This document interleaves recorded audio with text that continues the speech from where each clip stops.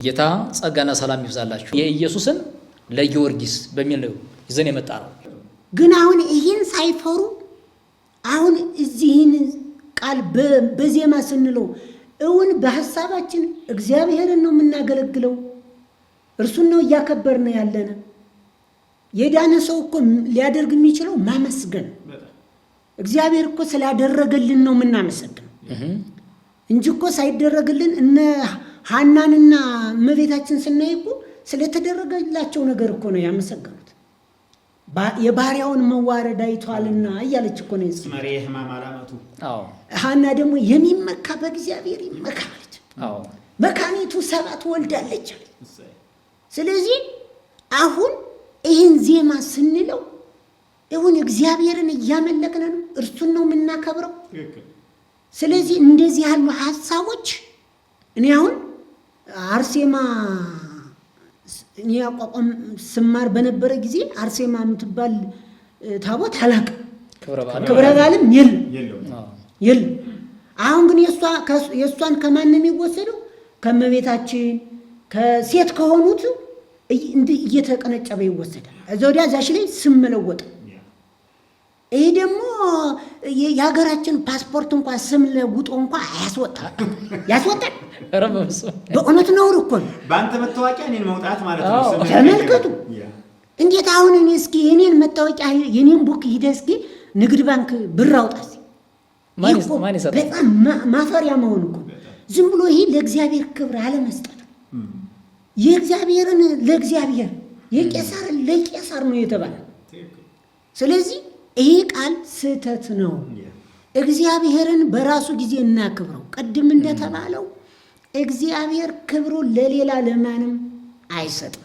ቀናተኛ አምላክ ነው። አትስገዱ እኔ ቀናተኛ አምላክ ነኝ ያለው እኮ ክብር እኮ ነው። ስግደት እኮ የእርሱ ብቻ ነው።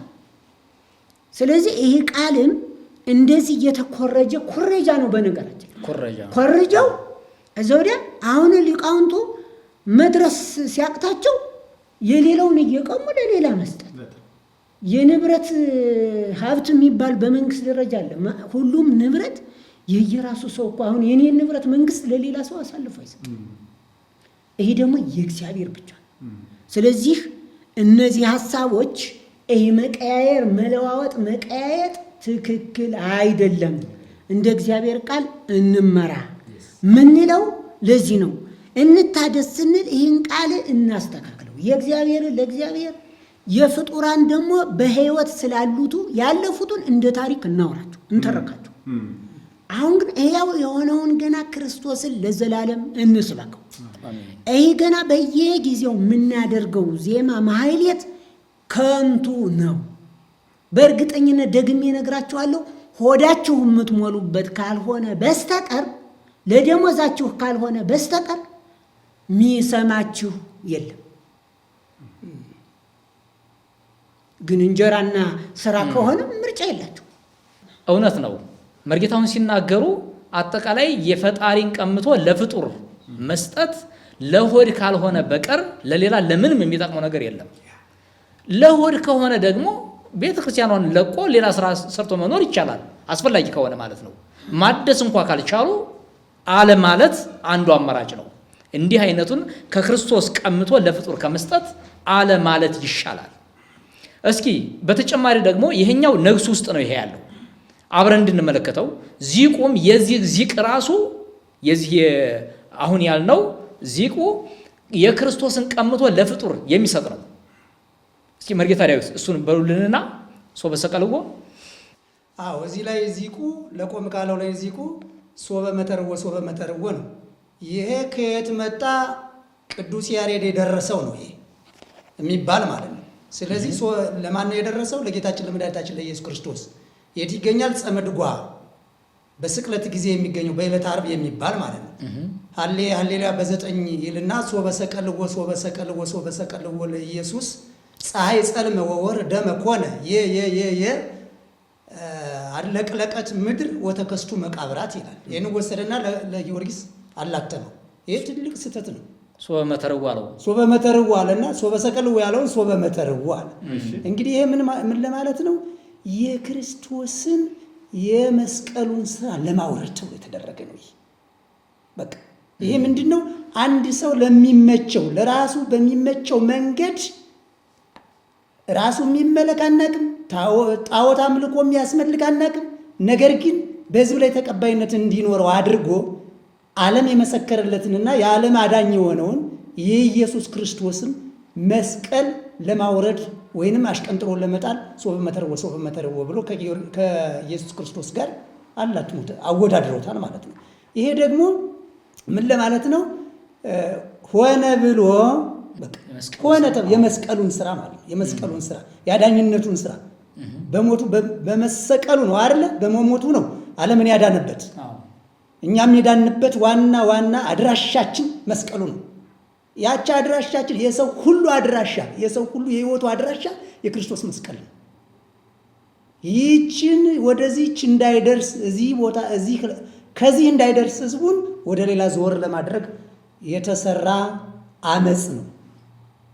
ምን ለማለት ነው? ከአምልኮተ እግዚአብሔር አንጻር ሲታይ ይሄ ዛሬ ይሄ ያድናል አምልኮተ እግዚአብሔር ብለን ዘን ቀርበን ቤተ ክርስቲያን ላይ ደብር ደብረን ገዳማት ገድመን እዚያ ቦታ ላይ ዋዜማ ቀጥረን አይነት ቀጥረን ዝክር መምጫ ቦታ መቃብራት የዝክር መቀበያ መጠለያ ሰርተን አቁመን እዚያ ቦታ ላይ ምዕመናን ዝክራቸውን ይዘው እንዲመጡ እኛ ደግሞ ይህንን እየጨፈርን በወረብ በከበሮ በጸናጽል እናደርጋለን ማለት ነው። ምን ለማለት ነው?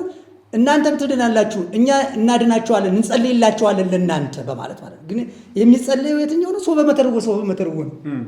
እሺ ሶበ መተርዎ ይሁን፣ ሰው እየተቆረጠ ያድናሉ። ይሄ አምልኮተ እግዚአብሔር ነው? አምልኮተ እግዚአብሔር አይደለም። ከቃሎት ላይ እንደተረዳሁት ክርስቶስ ኢየሱስ ተሰቅሎ ካዳነ ጊዮርጊስም ተመትሮ ያድናል ወደ ማለት ነው ያስኬደው ማለት ነው። ስለዚህ ያድናልና ነው አምላኩት ከኛ ጋር አብራችሁ ምሰሉ። ይሄ ነው። ስለዚህ ይሄ አያዋጣም፣ ስህተት ነው፣ ምንፍቅና ነው በእውነት። ኢየሱስ ክርስቶስን ሶበ ሰቀልዎ ብለው ዘመሩለት። ለጊዮርጊስም ሶበ መተርዎ ብለው ካህናት ዘመሩለት። ይሄ አምልኮተ ጊዮርጊስ አይደለም እንዴት ማለት ይቻላል ነው እንጂ ለኢየሱስ ክርስቶስ የተዘመረው እውነተኛ የሆነው ነገር ቀጥታ መተርወን ሰቀልወን በመተርወን የተጠቀው ግሱም እኮ ተመሳሳይ ነው። ስለዚህ ለጊዮርጊስ የዘመረ ለኢየሱስ ክርስቶስ ሶበ ሰቀልዎ ብሎ የዘመረ አንደበት ያመሰገነ የጸነጸለ አይደል? አንደበት ሶበ መተርዎ ብሎ ደግሞ ለጊዮርጊስ ምን ያደርጋል? ይጸነጽላል፣ ይዘምራል፣ ያመሰግናል። ስለዚህ መርጌታ ዳዊት ያነሳው ሐሳብ ትክክል ነው። ለምን ህዝቡም ሶበ መተርዎ ተብሎ ሲዘመርለት ሌሊቱ ሙሉ ሲታደርለት ጠዋት ድግስ ይዞ ይመጣል። ሶበ ሰቀልዎ ሲባልም ይዞ ይመጣል። ሶበ ሰቀልዎ ባላችሁበት ለምን ሶበ መተርዎ ብላችሁ አደራችሁ? ዛሬውኑ ሶበ ሰቀልዎ ስትሉ አታድሩ ነው ወይ ብለን፣ አይ ዛሬ ጊዮርጊስ ነው የጊዮርጊስ ቀን ስለሆነ ቀኑ ራሱ የጊዮርጊስ ስለሆነ፣ በነገራችን ላይ ቀኑ ሁሉ እኮ ነው ቀኑ ራሱ መለየት። ስለዚህ ሶበ መሰቀልዎ በተባለው ሶበ መተርዎ ተባለ። ይሄ አምልኮተ ጊዮርጊስ ነው፣ አምልኮተ ፍጡር ነው። በትክክል አምልኮተ ፍጡር ነው መርጌታ ዳዊት። ስለዚህ አይሰድም። ይሄ ከዚያን ጨርሰው ይሄ ልቅሶ ነው ለኢየሱስ ክርስቶስ። ይሄ ደግሞ ዓለም የመሰከረለት ነው። በቀራንዮ አደባባይ ላይ የተሰቀለ ማለት ነው። ዓለም የመሰከረለት ፀሐይ መስክሯል ስለ ክርስቶስ መስቀል። በትክክል ጨረቃ መስክሯል፣ ምድር መስክራለች፣ መቃብራት መስክረዋል። ስለዚህ ሲመሰክሩ እነዚህ ፀሐይ ጸልመ ወወርኅ ደመ ኮነ የማርቆስ ወንጌል ምዕራፍ 15 ቁጥር 33 ማለት ነው።